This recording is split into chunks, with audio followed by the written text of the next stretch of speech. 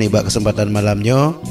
Lon akan bacakan sebuah pantun karya dari pecinta jangan Aceh dengan judul Ulang Tun Radio Mega FM. Assalamualaikum haba mulafun kemandum kaum tuha ngon muda yang nalam kuta atawa gampong jawab salim lon laju bersigra. Alhamdulillah tapujo Rabbun ke Muhammadun selawat benar. Nibaknya malam habalun lambung megah ulang tahun yang ke-10.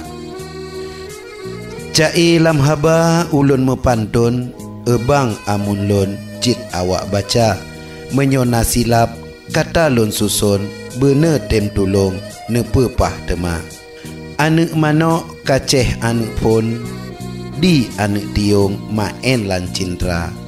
ke radio megah selamat ulang tahun ucapan baklun ajir PJA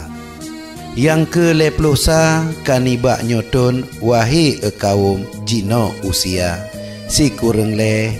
sinan lahipun nyotan salah lun bak bulan Safa bukan di kota pelom penayung sidih lam gampung cadik kurung raya sinan lokasi nibak saboh tun dudo rakan lun kena ubanda biuk lun pegah jino ngat mefum bukan cit ulun carong lagoina menan lun tupu nibak saboh tun ge pegah langsung oleh Pak Indra jino ta sama mari ta dukung ubina kaum dum rakan muda radio megah bukan ta sanjung citka daripun jite lidonya di Kota Baru nasaboh gampung nan babah jurung to jalan raya jino lun rawi wahai bang amun lun cai ta sambung pakok ta duka leh meredu laju belacan tema leh nyan pantai raja megah berjaya urongon malam lam lindung Tuhan sabe berjaya raya doa dengan harapan nibak kamofan dum rakan muda yang pun tak dileh kepak pimpinan bersihat badan jiwa ngon raga metan Allah beri sehat pikiran lain saputan tanyo lam donya sabi talake untuk bapak yan doa bak Tuhan sabi sejahtera temalun sampo laju oleh nyan yang nalam ruang berbintis kaca yang tidak lain dan tidak bukan nyan ke awaknyan sang pramu suara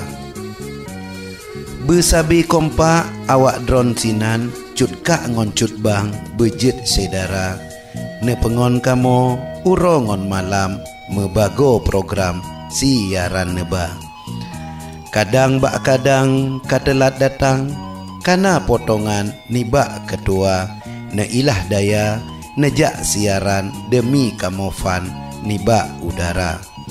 ulun mewakili ubina pendengar raya ucapan kamo serta kanibak Allah kedih balasan uro kemudian oleh Rabbana getanyo mandum menancit rakan sabi bersajan tetap setia mebek meganto lain saluran frekuensi bertimang sinan neputa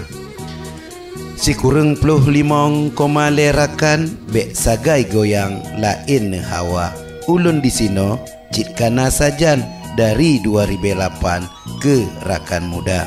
dari yuh lajang hingga sekarang lain biasan hana lun hawa bahpih jino jareng lun datang dum kesibukan ne maklum saja jino getanyo mari bersajad rapat barisan dumrakan muda megah FM nyo bekta tinggalkan seni hiburan sino deh nyata geputa jangan urongon malam musik alunan Aceh pusaka mekisah haba adat ngon resam di dalam program pantun kepena